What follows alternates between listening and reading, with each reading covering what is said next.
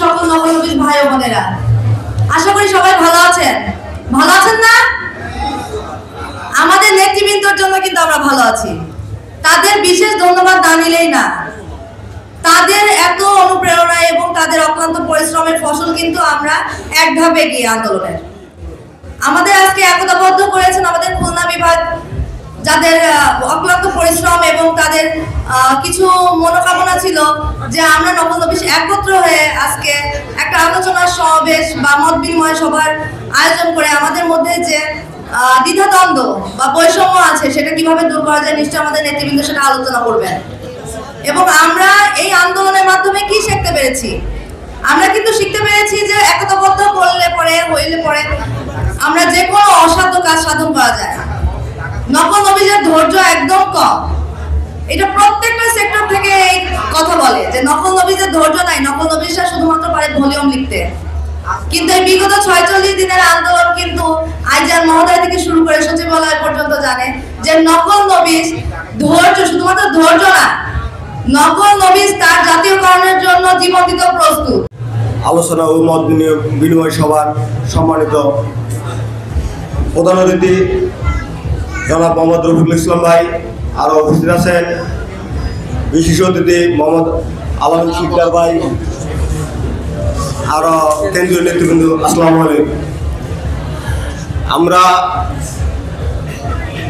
এখানে আসতে পেরেছি শুধু একটাই কারণ, আমাদের 47 দিনের একটা কাগজের বিনিময়ে আমরা আজকে এখানে ঐক্যবদ্ধ হয়েছি। আমার আপনাদের কাছে একটাই অনুরোধ থাকবে। আমার এক ভাই বলেছিল এটা 16 সালের আন্দোলনের মতো যেন না হয়। আমি আমার ভাইকেও বলবো, দাবিটা একলা কিন্তু রফিক ভাইয়ের না, দাবিটা আমাদের সবার, তাই না? কথা বলেন, সবার নাকি? যদি সবার হয়ে থাকে তাহলে আমাদের সামনের যে পথগুলো আমরা সবাই ঐক্যবদ্ধ হয়ে কাজ করবো না? দাবি যদি সবার হয়ে থাকে তাহলে জাতীয়করণ কিভাবে করতে হয় সর্বোচ্চ।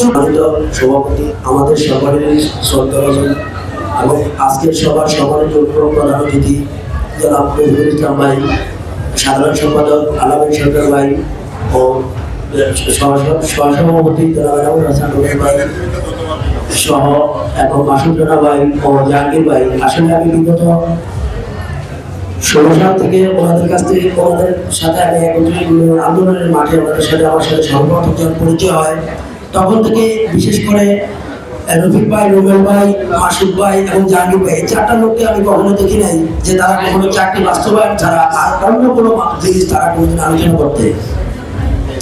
আমার যারা 184 জন নবনবীশ ছিল, 2016 সালে রাত্রে 1টা বাজে নবনবীশ আমার ফোন করে বলছিল 1:30 মিনিটে যে কালকে সকালবেলা একটু আসতে হবে ঢাকা। তো আপনাদের তো ভালোবাসা সকলের আমি সকালবেলা 2জন বাকি রেখে, একজন আমার একজন বোনের বড় বাচ্চা হয়েছে আর একজন প্রেগনেন্ট অবস্থায় আছে, 2জন থেকে 184 জন থেকে আমি সকাল 10টায় এসে হাজির হয়েছি। তো আসলে আমি আপনাদের থেকে বয়স ছোট।